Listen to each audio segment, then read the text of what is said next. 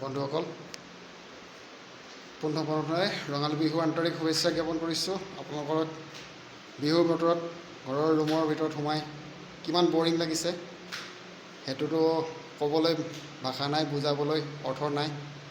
সেয়েহে আপোনালোকলৈ মই এইটো সৰু ভিডিঅ' এটা বনাইছোঁ ৰুমৰ ভিতৰত বহি। মোৰ প্ৰথম চেনেল, প্ৰথম ভিডিঅ'। যদি ভাল লাগে লাইক শ্বেয়াৰ কৰিব, আৰু যদি বেছিকৈ ভাল লাগে জানিছে আৰু ছাবস্ক্ৰাইব কৰি দিব মোৰ চেনেলটো।